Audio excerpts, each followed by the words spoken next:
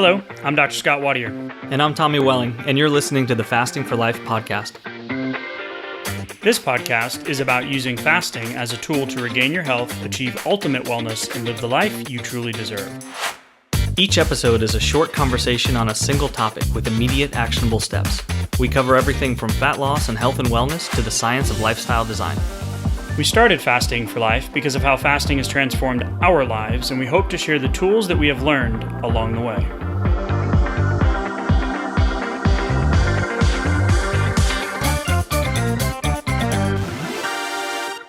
Hey everyone, welcome to the Fasting for Life podcast. My name is Dr. Scott Wadier, and I'm here, as always, with my good friend and colleague, Tommy Welling. Good afternoon to you, sir. Hey, Scott, how are you? Doing fantastic, my friend. Excited for today's conversation. We're going to talk about a study that came out of the Journal of Nutrition in 2025, back in January, and it's similar body composition outcomes following a volumetric diet and time-restricted eating in middle-aged individuals, a 12-week randomized controlled trial. Excited to have this conversation. We're going to talk about long-term sustainability. We're going to talk about choose your own adventure, fasting versus ad libitum eating, or kind of the eat less, move more, calorie in, calorie out tracking type model. And as always, we'll apply it to a fasting lifestyle and give you our thoughts on it and hopefully give you one or two things you can take and put into, starting today, your day-to-day fasting journey. So if you are new to the podcast, welcome in. Thanks for giving us a shot and being on our fasting lifestyle journey with us. If you want to know more about Tommy, myself, our journeys, how fasting transformed our lives and why we do what we do week in and week out, delivering a podcast episode, and the free resources on the website, thefastingforlife.com. All the links to all of those things are in the show notes. If you want to know more about why we do this, then go ahead and give it a listen. It'll give you some insights into why we do what we do week in and week out. If you are a long-term listener to the podcast, a air quotes OG of the Fasting for Life podcast and Fasting for Life journey, thank you so much for continuing to listen in and being here with us this week as well. So Tommy, let's get into the meat of this conversation. What the heck is a volumetric diet and why does it matter? Yeah, that's what I said. Because, I've heard the term. She said? Yeah, I don't know. But I don't know who said it, but I've definitely heard some people say, I'm a volume eater before. And so intuitively, what that means to me is you're kind of, you want more chewing, more on your plate. You want the experience to last longer rather than necessarily going for the calorically dense, or maybe, like you're almost valuing chewing and feeling of fullness over, maybe necessarily like taste per bite and calorie per bite. So I don't really resonate with that, but I know a lot of people do.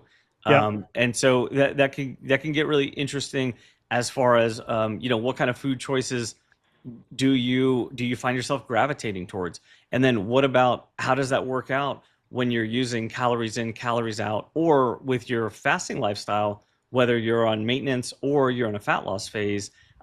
Things can get a little, they could get a little tricky, or that lends itself to things that we might pull the lever in a different way, depending on if you resonate as a volume eater or not, right?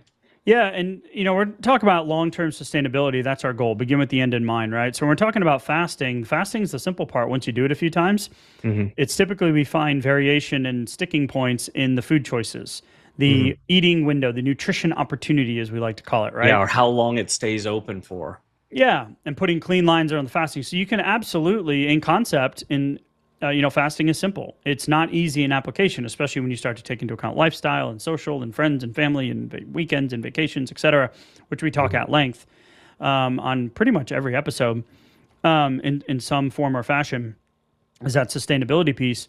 So you can, at some points, a lot of us come to fasting initially for weight loss, and then we see the additional benefits that can come from it, right? That's how I stumbled upon it, standing in your kitchen on Father's Day in June of 2019. And then read the obesity code cover to cover that night.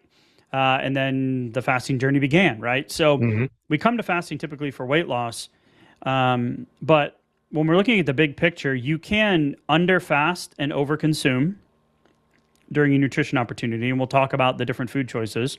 And then you can overfast and underconsume.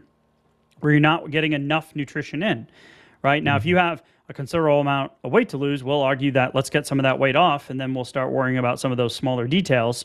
Let's get some consistency and some wins under the belt and start getting feeling better and energy up, etc. So we're going to talk about today, this is something we talk about during our challenges as well, over the weekend on the Sunday session, where we talk about how counting calories hijack hormones and emotional eating. You can add in macros as well as undermining your long-term results. And we talk about something called the hedonic food scale. Now, we're not going to get into the whole point system of rating foods that you like from 1 to 9, but we want to talk about big picture of those nutrition choices, Tommy, that you were talking about when your nutrition window opens.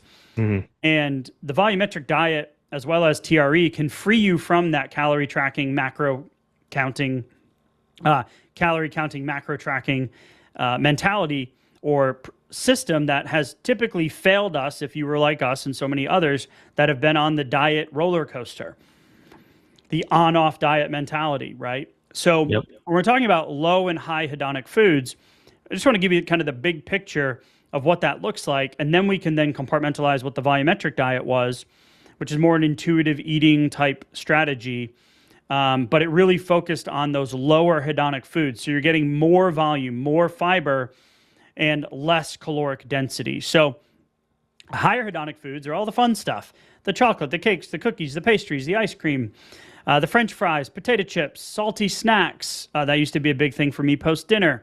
Popcorn and chips, pizza, cheeseburgers, sugary soft drinks, cheese even, peanut butter, dare I say.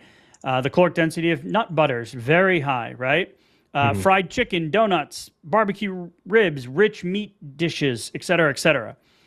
The low hedonic foods are going to be more of the high fiber, so veggies, raw veggies, low calorie dips, oatmeal, soups, whole grain crackers, melons, high water content fruits like the melon family, canned or cooked veggies, salads. Those types of things are going to fall more into the lower hedonic foods. Now, if you've been fasting for a while and you break your fast, you're doing a longer fast, or you're starting to do OMAD consistently or extending your fasting windows, we typically, if you're ravenous, which we don't recommend, going towards those higher hedonic foods. You break your fast, you eat, you feel incredibly full, and then you crash. Yes. And the thought of eating a salad or a lower hedonic food from a mental standpoint after doing a long fast, you're like, what the hell? Yeah. This sucks. I got to do both of these? I got to eat like a rabbit? And no, so we do not subscribe to that line of thinking. That's the diet mentality. We want the lifestyle adaptation. So we want a good, healthy balance of getting in quality nutrition when you're breaking the fasting windows. So, go ahead, Tommy. Well, one thing about the hedonic food scale that I think is interesting is because most of the images that I've seen for the hedonic food scale don't include some really good whole food choices, one of which would just be just a plain old steak that would be a high caloric density and actually makes its way up the hedonic food scale if you're a fan of said steak, or as you get better, or, the fattier, more dense meats is what you're talking about, right? Yeah, and as you get better at cooking it, or as you find a style of cooking it that you enjoy, and then you're able to prepare it. It's a good source of lots and lots of micro and macronutrients. So it's nutritionally dense, it's calorically dense, but also at the same time you're getting a very good satiation factor from this one food as well. So it makes its way up the hedonic food scale because there is a lot of food pleasure for many of us within a steak or other whole food items that are calorically dense. So then you can kind of get the best of both worlds in that regard, which is where I feel like just understanding that one piece can kind of help you make more sense of some of the hedonic food scale and making food choices that really kind of fit within your long-term goals, but then also leverage the food pleasure, and then also the caloric density and satiety signals too. And so the big picture of the study is it's going to compare like to eat normally, live normally, not super restrictive, paint yourself in a corner type diet or weight loss strategies. We don't like the word diet in active adults. So no food group exclusions, no calorie counting, that kind of freeing nature of it, right? Yeah. and finding that balance that we want. So before we go into the two different groups in the study, I want to just talk about big picture what the volumetric diet is. So it's a strategy focused on reducing the energy density of foods. So stuff we were just talking about with the hedonic food scale, the high versus low. So fewer calories per gram, but still allow you to consume larger portions. So I'm a volume eater, right? You're not talking about the competitive eating tour, right? Eating 10 pounds of pasta in 8 minutes or 87 million hot dogs in 10 minutes. Dunking the hot dogs. Yeah. Not that, but it's still going to allow you to consume as your identity shifts and you change your lifestyle over time and your new habits and the new you emerges over time when it comes to losing weight and keeping the weight off. Ultimately, these types of lower hedonic foods, these lower energy density foods, are going to still give you the satisfaction of eating well, whole food source-based foods. So the primary goal of this is to help people feel full and satisfied while naturally decreasing your intake, your caloric intake, right? Without the feeling of feeling deprived. Yes. This is exactly what I would say fasting has done for us and so many of our listeners and VIP coaching clients and challengers, et cetera. So the key principles of a volumetric diet is low energy dense foods, so lower hedonic foods, fruits, veggies, lean proteins, soups, the watery veggies, the raw veggies, those types of things. There's really no food group exclusions, right? It's kind of an intuitive eating thing, which can be dangerous if you have a really imbalanced relationship with food. Larger volume, fewer calories, increasing satisfaction and satiety, and there's really no concern about the portion calorie counting concept. So that was one of the control groups in this study. To break down the study, just to kind of give you the overview, why this matters and why we wanted to talk about it is because we know the rising concern with obesity. The rising global rates, not just here in the U.S., 74% of the country here in the United States is overweight or obese. We're now seeing it. We just did a podcast episode recently about the staggering statistics in kids, and not just adolescents, but young kids now as well, because we know it's linked to cardiovascular risk, diabetes, mental health issues, and decreased quality of life and increased healthcare costs with lifestyle-induced chronic health conditions that we see here in the States and now globally. So obviously, the food environment that we live in, the obesogenic, ultra-processed, highly processed, refined, convenient food noise-filled world that we live in is part of the problem, right? There's sugar hidden in everything. I'm not saying sugar is the worst thing, but it's everywhere, right? Right. So the study is really going to look at this eat normally, live normally type concept, and which is better, more of the volumetric concept or more of the fasting? We're obviously going to say fasting, and the study backs that up as well. So 37 physically active adults, 30 to 65 years of age, at the edge of normal/overweight, and they're moderately active. So like 1 to 3 sessions of activity, moderate activity a week. There were 21 in the volume diet and 16 in the time-restricted eating.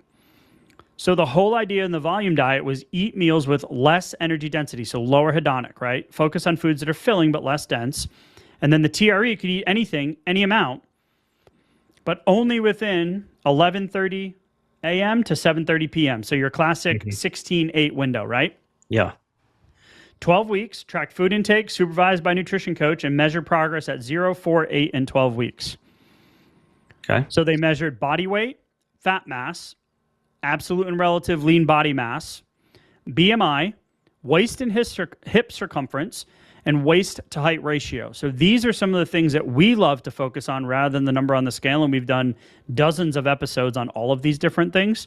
The anthropometrics, the waist circumference and waist to hip ratio, indicating underlying blood sugar insulin issues that lead to all of the obesity-related chronic lifestyle, cardiovascular disease, diabetes, et cetera, stuff that I just mentioned. Yeah, that waist to hip ratio and waist to height ratio, they're very indicative of what's going on under the surface within visceral fat layers. And those are tough to get to unless you're doing something like a DEXA scan on a fairly, every occasionally. And that's not something your yearly health checkup or your company's health care program or your doctor's going to recommend. Yeah, and that's unfortunate, but to understand that you can get a good proxy measurement for that within you'll basically be measuring that with about like a 70% correlation to what's really physically going on under the surface just by doing these simple ratios is really, really powerful, because you can keep track of what's really moving the needle and what's really indicative of long-term health outcomes very simply without having access to expensive machinery and things like that. We're near Houston, so the medical center is crazy and it's amazing. We have access to certain things, but there's not DEXA scans just everywhere. We've looked at the map, so and they're around here. They're $70 or $80. They're just not readily available or known, right? But, so these metrics that this study looks at that we constantly talk about, not just the scale, but clothing size, body composition change, pant size is going down while the scale stays the same, non-scale victories, waist height ratio, waist circumference, all of those are things that you can track and measure at home. Yeah, right? And should. And that gives you tools in your tool belt to then know you're on the right track, especially when you hit the, let's say, dreaded plateau or your life falls apart and you're going to get back on track, right? That old diet mentality, the on-off mentality. So a couple of cool things that happen. I really want to talk about the adherence and the sustainability piece, so we'll get there. But overall, what happened? Well, both groups saw significant improvements. Body weight dropped, fat mass dropped, BMI improved, waist to hip and waist to height ratio all better. Lean body mass was maintained. Great. So there were no big statistically significant differences between the volumetric group and the TRE group, right? That's great. Now, when it comes to diet and physical activity, what did they do? So calories, protein, carbs, fat, almost identical averages between the groups. There was a slight calorie deficit in the volumetric diet group of about 184 calories per day, kilocalories per day. And the TRE group, which was the group that could eat ad libitum, meaning as much as they wanted during an 8-hour window, saw a decrease of about 113. Right? So about a 65, if my math's correct, I don't do math well in real time, 60 to 70 calorie difference between the two groups. Here's where I love to see where TRE, aka fasting lifestyle, wins in the adherence. So the TRE adherence was 5.8 days per week. Oh, wow. That's good. Right? So we talk about the 80% rule. So what's 80% of a week? 6 days. Yeah, it's actually about 5.7 days. There you go. Yeah, right. They were on track 83% of the time. That's great. Perfect. Yeah. I'm going to have you do some more math here. We should have done this before we hopped on. Anyway, in the volumetric adherence, it was 5.3. Yep. So just a 0.5 difference, half a day difference. Yeah, that's about 76%. So yeah, they're almost there. So close. Yeah, but that 7% difference, I mean, that matters. 7-8%, that it matters. It adds up over time, which is really, really cool. So extrapolate that over a year, right? Now we're talking about a big gap in the total completed adherence of your lifestyle. Yeah, and a gap between those end results too. Absolutely. So TRE, fasting, this is what we preach and practice, right? Why does it work? Why is it easier? We truly believe that fasting simplifies your lifestyle due to simpler rules and fewer food restrictions. And less food noise and less decision fatigue as well. And those things are not to be understated, because when you extrapolate out over hours and then days and into weeks, food noise and decision fatigue, it really does add up. When you're in one of those highly motivated states to like pull yourself up by your bootstraps and, get on to the diet roller coaster, like, hey, I'm going to hit it hard now. I'm going to get going. It feels like you're kind of invincible during those times, but really the simplicity or lack thereof and the decision fatigue and food noise, they add up over the days and then the weeks and then into the months, especially if the results aren't matching. So it's really cool to know that beforehand you're kind of setting yourself up for success if you're minimizing those things. And then to think about the sustainability, the lifestyle component, when you do reach that maintenance phase, it's so much easier to then continue, because you're going to need to continue to maintain some level of vigilance if you're going to want to keep that weight off too. If you just let everything, if you just go, well, I'll just do whatever when I reach the finish line, it will inevitably, you'll inevitably slip back into a lot of those old habits, which that's the last thing that we want when we set out on a fat loss phase, right? So it's interesting too, when to build on that is, the adherence difference was there. Hmm. We want to talk about the sustainability of it. So at the end, they mentioned like choose your own adventure, which you can do volumetric or you could do the TRE. Well, I'm going to posture, why can't you do both? Mm. Right? Because in Good question. TRE, the adherence, in our opinion, is due to the simplicity and also the ability to not always have to restrict and fear of missing out and never able to eat the cheeseburger or the pizza, Mm. or for us to have the movie nights with the kids, right? Yeah. Or the date nights with the wife. Like if that's not part of my current plan or strategy, then that's not part of my long-term plan because those things are non-negotiables for us, right? Hmm. So when you're looking at this, the study was not perfect. It did have some limitations. I want to highlight protein in just a second, Tommy. It Okay. was a small group, mostly female. It wasn't very long term, self-reported tracking. So obviously it's not a randomized controlled systematic meta-analysis review, et cetera, et cetera. Hmm. And it did not compare men to women. However, big picture, it really spoke to what we talk a lot about, which is that sustainability piece, right? Practice over perfection, progress over perfection. Hmm. So in our case, when you are finding yourself more cravey and more going after the window is closed for those salty, savory post dinner snacks, if you can make a better, lower hedonic, more volume filled food decision when you break your fasting window, Hmm. rather than going to what I did in the beginning, which is trying to fit all the things that I used to eat on a day to day basis into one small window after a one meal a day or an OMAD, Right. Right. that didn't work out very well. So if Hmm. you can start to incorporate a few of these decisions in your nutrition opportunities with this hedonic volumetric kind of concept in mind, I think it's really going to be the best of both worlds. I couldn't agree more. You can use a volumetric diet approach as a fast breaker. Some Yeah, of our favorite fast breakers fall into the volumetric eating approach. Some of those, list them.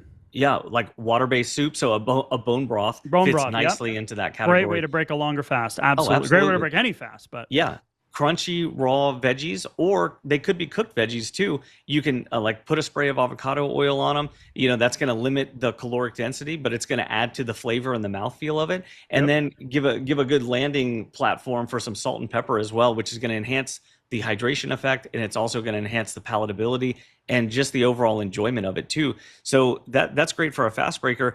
Anything also like watery fruits fall into that category as well. Yep. Berries, melons, things like that. You could Veggies with put. salsa, even you could use salsa. Yes, that's great. I love salsa. Salsa and mustard are like superpowers. Those are I'm your the only condiment mustard fan in superpowers. my family. Oh, are you? Okay. Yeah, no one Okay. else, just But me. we're like 50-50. We're like split in my household. But mustard and salsa are superpowers for condiments because they kick in some good, really good flavor, and calories are minimal. Yeah, if not very, very close to zero. So use those, but then you can also take all of those things that fit on that side and put them in at the end before you close your window. If you're having trouble closing your window, you can take any one of those things, and instead of like if you take a simple OMAD example, which if you're doing OMAD dinner, it can get tricky. Going like, okay, well I ate at 6, now it's 6:45, feeling good. Okay, great. What happens at 7:45 though? Because that's what could be making or breaking a lot of your results. That can be really tricky. It was tricky for me. I know it's been tricky for you, Yep. based on like growing up habits. What did you Yep. see? What do you model? And where did some of your insulin resistance come from? It can be those late night snacks. Guess what? Take some of those fast breakers, some of those volumetric foods, and put them there. Because if you went from instead of 7:45 going for a handful of nuts or some peanut butter from the pantry, or insert XYZ, anything here, chips from the pantry or anything else, if you went to something volumetric, it would be a much better choice. The caloric load would be it would be close to zero, if not very, very low, much lower than those calorically dense foods that sit in the pantry. So you might cut down on the calories by 80 or 90%. You're Yep. going to definitely cut down on the glycemic load and the insulin load by probably at least the same 80 to 90%. So is it perfect? No. Was it exactly to the plan? No. But it will be an easier stepping stone to do that as like a half measure to control what happens at 7:45 or 8:45 at night if you have a really strong habit of late night snacking. And then it's going to be much easier to go from there to a cleaner fast and bring that earlier, put it into your meal, put it on your plate, enjoy that with dinner, and it will be much easier to compartmentalize and actually close that window for a good long-term habit and build upon that than it would be from going from a late night snack right now with calorically dense food to go, you know what? No, today's the day. I'm never going to do it again. And then, man, look at me. I'm doing it again, right? It would be much better, more sustainable that way. Yeah, so you can absolutely use this volumetric, lower hedonic, more volume, more filling, more satiating food to break your windows. Absolutely. Especially to your point, Tommy, if you're struggling with that, closing the window, or wait, I just finished my window, but now I'm still hungry. Or what happened? Snacksident. Yeah, snacksident, right? We call it slippage, right? So you find yourself in the pantry, like, wait, how did I end up in here? Like, what's going on? What day is it?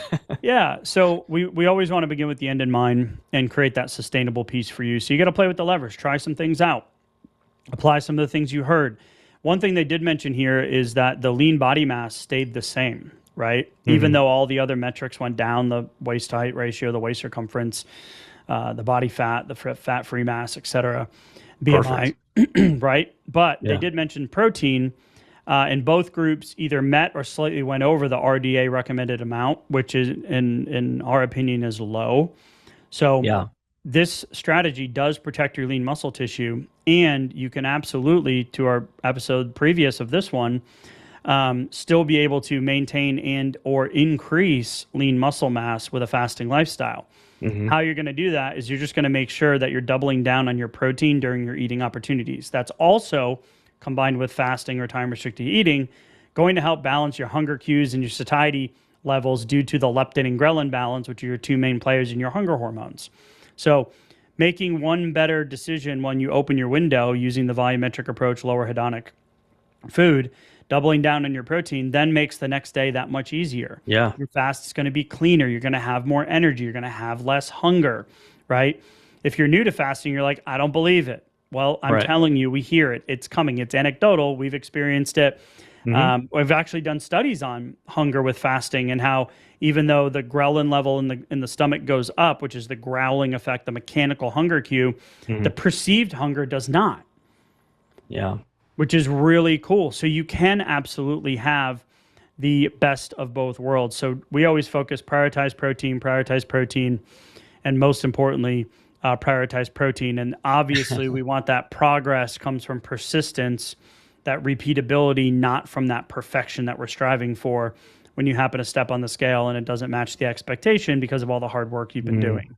Yeah, right? And part of prioritizing protein is, like I was talking about earlier with a hedonic food scale, finding those things that are calorically dense, but they're also satiating. So that you enjoy. Yes, that you enjoy. So, find a cut of meat or another dense protein source. If you're not a meat eater, then, have your go-to dense protein sources that you enjoy and make them interesting. Find, experiment with some new ways to prepare them so that you can leverage not just looking for just the straight volume, but going up the hedonic food scale, which means you're enjoying your physically and neurologically enjoying the food more, but you're also getting a good caloric density from it, but you're also getting very, very balanced and faster satiety cues that come from the food, because lettuce doesn't give you very good satiety cues. It gives you volume cues, as you kind of pile it into your stomach, but those are still a little slower than the biochemical satiation cues that come from good fat and good protein sources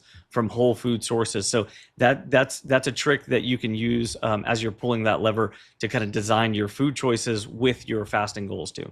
Yep, absolutely. So Tom, as we wrap up today, if you're looking for more support, you want to find some of our free resources, thefastingforlife.com. You can head to the show notes, click a link, grab the blueprint to fasting for fat loss, join the Facebook community, join one of the upcoming challenges that we have. Yeah. We would love to have you with us. But just to kind of summarize the conversation today, so embracing a fasting or time-restricted eating lifestyle will empower you to lose weight, improve your body composition, protect your lean muscle, all without the necessity of counting calories, tracking macros, extreme restrictions, by simply giving your body a daily nutrition opportunity to rest and reset, making sustainable change possible with the long-term results or the long-term goal in mind. So Tommy, heck yeah. As always, appreciate the conversation, man, and we will talk soon. Thank you. Bye. All right.